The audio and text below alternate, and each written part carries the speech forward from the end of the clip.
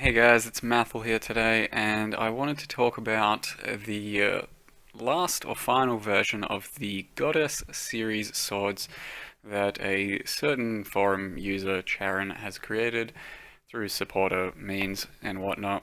And finally, the final version of the sword has been discovered. So it's been around for a while apparently, since this actual entire expansion, and it's a pretty complex thing to solve. Someone somehow actually managed to solve this shit and created this sword. Now it is the final or third tier of sword in this series, starting out with what is a pretty decent leveling weapon by all accounts for that level. It'll take you from 7 to 20, something like that. It's pretty solid. Then you have the Goddess Scorned, which for level 28 is actually really quite nice, especially if you're into that sort of a build.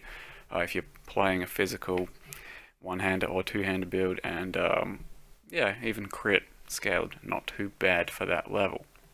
Also can be somewhat build enabling.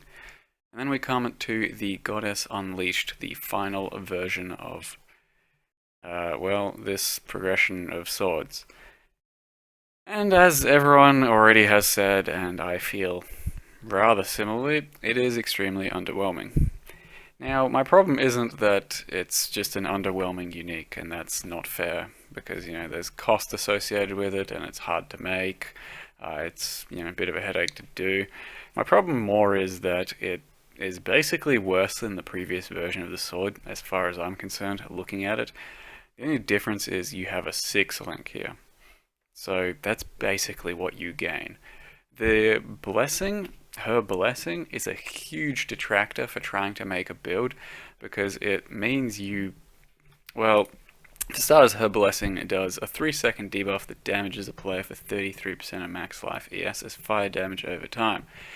Now that can be mitigated through fire resistance, so it ends up being not quite as substantial as that, but it is a huge hindrance and annoyance to the build that you're going to make, meaning you have to stack life regen, be capped on fire resist, maybe even overcap fire resist. You then cannot run a no regen, low regen maps, because, well, you can, but it's annoying. Minus max maps, vulnerability maps, just all kinds of nonsense that is associated with this type of buff, like with Righteous Fire, makes mapping uncomfortable. So to start with, that is a huge detractor from wanting to make a build. But the problem is her blessing just isn't that good. 20% attack and movement speed, movement speed's great, sure, but part of the benefit of this sword is you get to use whirling blades. So you're going to be using whirling blades more often than not. Bit of movement speed is nice. 20% attack speed is fuck all.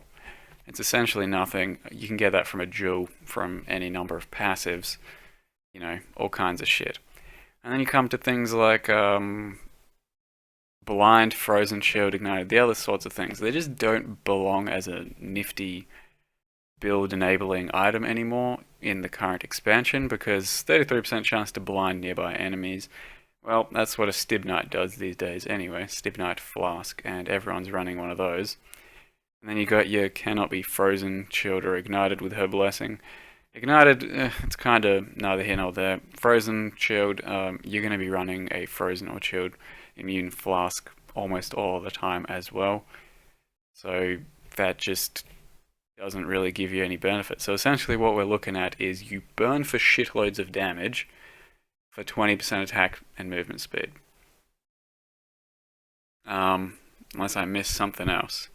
That's basically my problem. I was staring at this sword so hard and I'm thinking, there's got to be something I'm missing. There's got to be a niche use for it that I'm just not picking up on.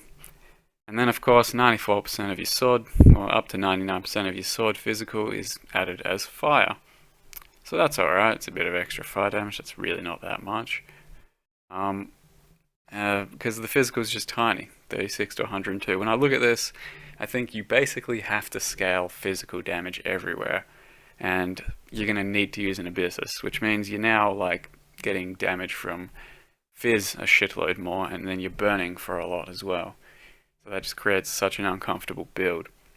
So yeah, I'm just unimpressed by it, because this sword actually looks a lot more build enabling to me. It's basically got the same damage, but then gets converted to fire, so you're dealing all fire damage.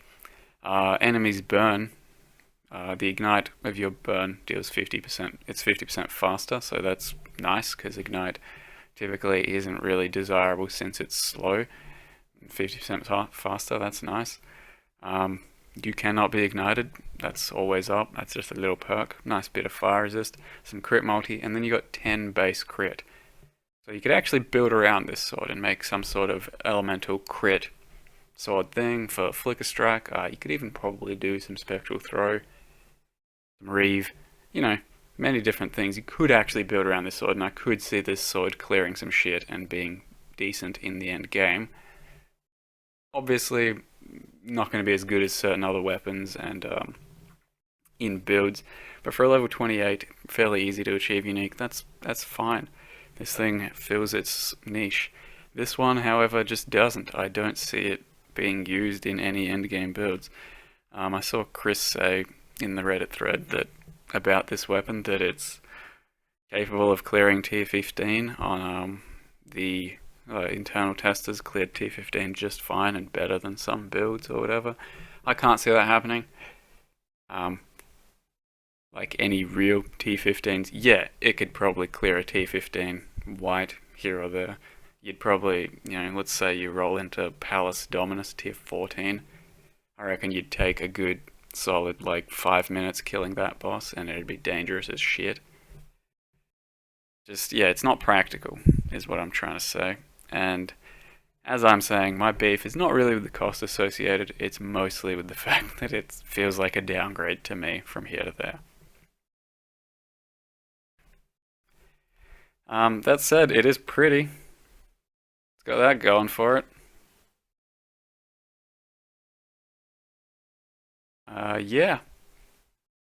That's all I really wanted to say about the sword. It's pretty amazing someone discovered this recipe. I think that's cryptic as shit, and you to go out of your way and test everything to try and make it. I think that's cool. Not really for me personally. In the end, it's just too expensive to make for what this is. If it was basically free, or just a drop, and you could maybe buy it for under an exalt, that'd be cool. But 3 divines, 6 link exquisite. Yeah. I don't know, that just seems a bit steep for what it is, which at this point is a skin transfer. That's my opinion on the sword. I hope you guys enjoyed the video. Don't look too deeply into my opinion though. Maybe you found a use for it that I don't know, or maybe you just disagree and think it's actually fine as is. Can be build enabling, can be used, doesn't need to be strong as ever. That's okay. Thanks for watching, and I'll see you guys next time.